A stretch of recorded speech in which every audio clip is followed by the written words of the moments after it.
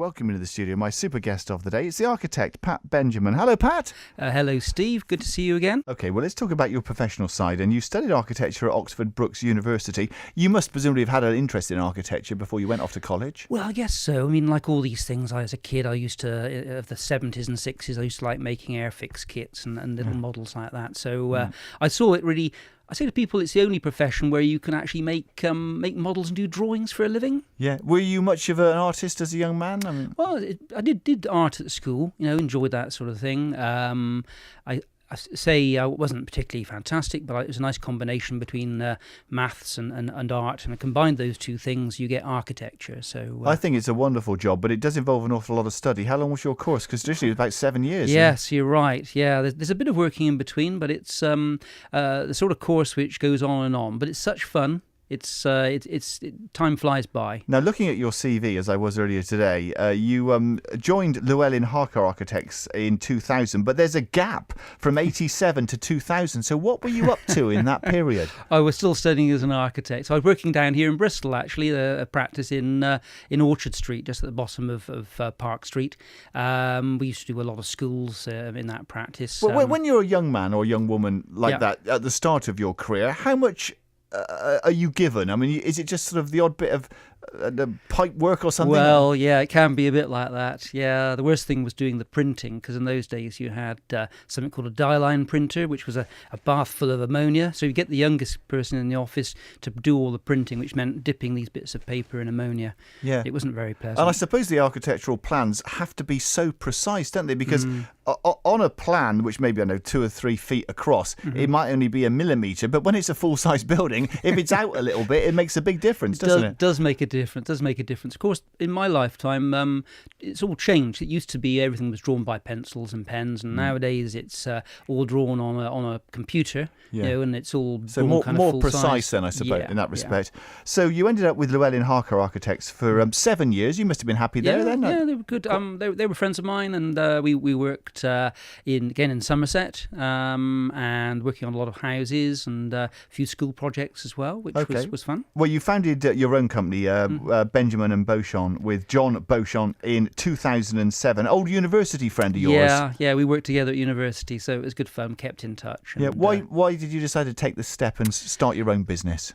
Well, it was a challenge, We do these things for challenges, Sure. And John and I got on very well, and we'd had a lot of things in common, so we thought it'd be fun to practice together. Subsequently, you've been joined, I know, by Marcus Chantry, and there's over 20 on your team now, isn't there? Yes, yeah. I think when we started 10 years ago, we never expected to be quite so big, but it's been a busy time, and we've taken on people as necessary. Well, it looks like a lovely practice, and if people look at the website, I'll give you the details later on, they'll see some pictures of work that you've done over the years, because you specialise in the care and repair of historic and listed buildings, and also the sensitive design of new buildings in conservation areas. That's your sort of niche, isn't it? Yeah, that's well put, Steve. Yeah, it's a good area of architecture to be in, I think. We're very fortunate to be looking after a lot of really kind of special buildings in the practice.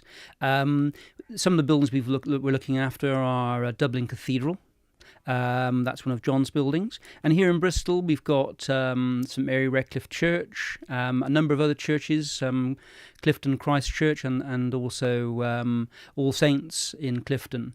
Every church is slightly different, and they all have their different problems, but one thing is constant throughout them. They all need repair on a regular basis. Yeah, and you get privileged access to parts of the church that people wouldn't normally see. Yes, get to crawl around in roof spaces, look in gutters, climb around in cellars. So, some of them are really interesting. The nicest thing is seeing old graffiti that was put there hundreds of years ago that maybe very few people have seen since it was written. Views have changed about old buildings, because there was a time when old buildings were there to be demolished, the land was going to be raised and we're going to put up new builds.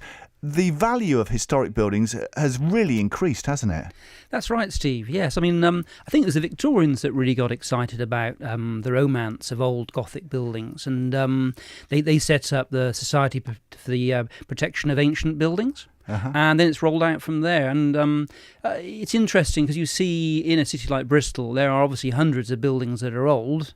There probably aren't quite as many buildings that are old and listed, but it's the very best ones that get listed. But I'm thinking more of after the war, when not just in this part of the country, but up and down the country, there was a view that the bombed out areas, if there were a few buildings left, get rid of them, clear it, let's put a new shopping centre in, a new housing estate. And actually the ones that have been retained are the ones with character, and that people wish there were more of those. Yeah, I think you're quite right, actually. Usually a really nice sort of environment is created over hundreds of years. It's very difficult to design something straight off and say, well, fantastic, that's perfect. Yeah, and you look at the docks in Bristol, in Cardiff, in Liverpool, where they've got some of the old buildings. It really does add to the fabric, the experience of the place, doesn't it? Yeah, I love it down in Bristol Harbour. You've got that mixture of old warehouses that people converted into offices or theatres or restaurants, and it makes a really good character for the place. Now, you mentioned St Mary Redcliffe, famously described as the fairest parish church in the country. Tell me a bit more about working there. Oh, well, that was one of Marcus's buildings. It's quite interesting because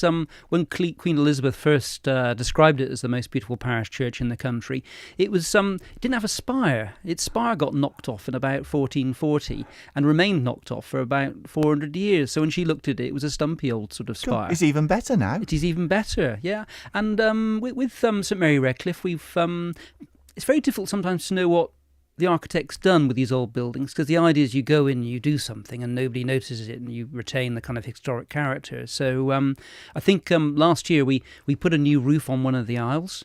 At the moment, we're carrying out some tests to see if we can protect the glass better from ultraviolet light, because old stained glass gradually bleaches and it gets knocked by stones and things, so we're trying to sort of stop that from happening. I like to think about when the buildings were put up in the first place. You look at something like Wells Cathedral, the thousands of people that must have worked on that, masons and carpenters and sort of humper-dumper men, camped out presumably in and around Wells for, probably years as they put together this mighty edifice. Yeah, it would have been a massive team of people. It took them 200 years to build a lot of these cathedrals, of course, but at the same time they were building cathedrals and churches all over the country. You think of those 200 years between 1200 and 1400, where most of these ancient churches were built in this country. A lot of effort must have gone in, and a lot of people must be employed by the church to build everything. What's your view of modern contemporary buildings, which are all slick lines and minimalism? Well, I think some of them are really good. Ones that are really well designed, you can tell as an architect. Ones that aren't well designed, well, it's a bit... Well, one thing probably I don't like is a lot of buildings that are samey. So you get one building like another, like another, like another. It's always better when you've got something that innovates a little bit, something's a bit special. Now, you've worked on some grand houses in the past as well. Longleat is a super building. Well, it's absolutely colossal, isn't it? What have you done there?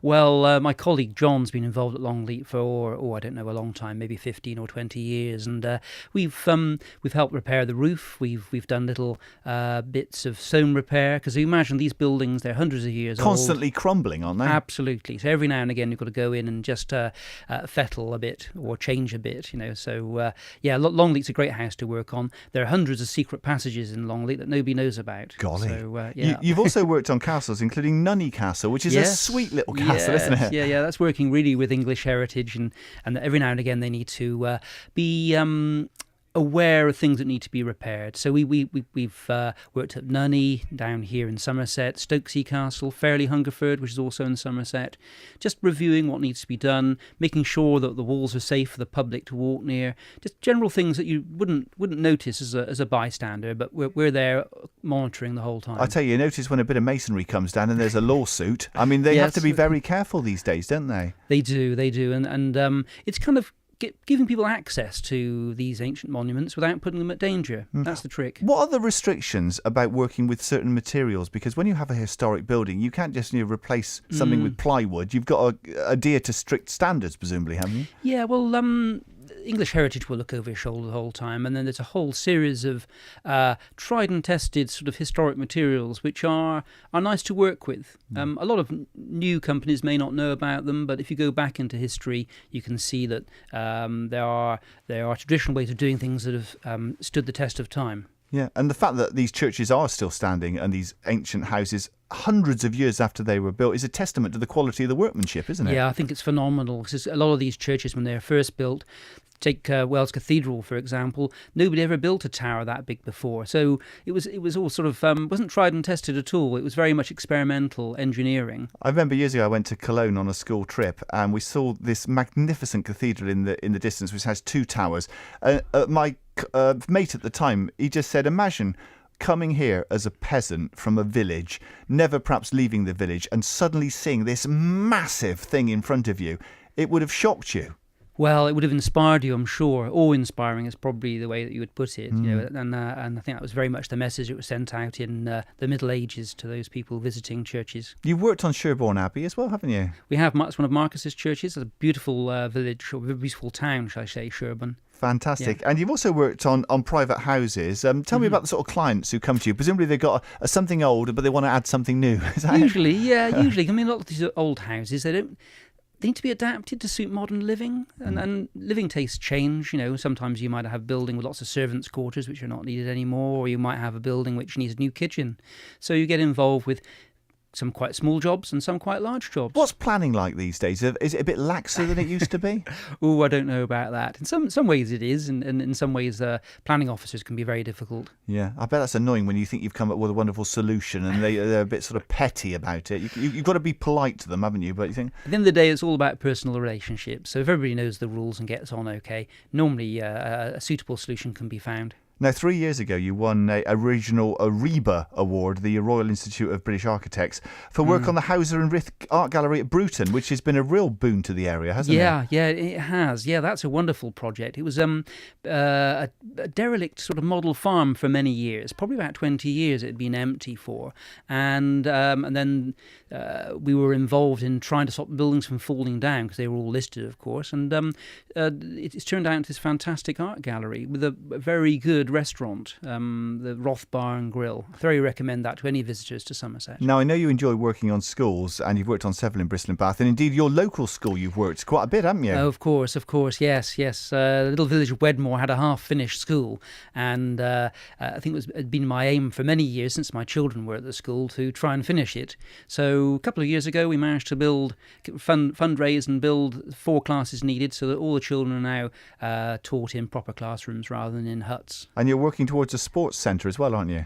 In the same village, yes. My colleague Pete Brown, he's been involved with developing the recreation ground there at Wedmore, and he's the final piece of the jigsaw was a grant which we received from the Football Foundation just a couple of weeks ago. So we're away building changing rooms, which means that girls' football can now take place on the rec, which is great. Now, you mentioned that event that's coming up in June. It's on the 17th of June, which is Father's Day. It's a cycling event starting and finishing in Wedmore, called the 40-30, and there are 4 courses, as you mentioned, 12, 30 or 40 or 70 miles altogether. It costs, I think, £25 to enter, but the money goes to charity, doesn't it? It does, that's right, Steve. Yeah, we're raising money mostly for Western Hospice and St Mary's Church in Wedmore. So it's all in a good cause, and the courses are lovely. Wedmore's a lovely place. I recommend it. It's a thoroughly good day out for Father's Day. Now, you said you had a couple of stories. I don't know if you've got any remaining that you haven't shared with us. Well, that are broadcastable. That would be telling. Well, thank you so much for coming in today, Pat. Lovely to see you. If people want to see some of Pat's work, then the website is B2, which is the letter B and then the number 2, b2architects.com, presumably for your 2 surnames, is it? Absolutely. Thank you for coming in today, Pat. Lovely to see you. Thank you, Steve.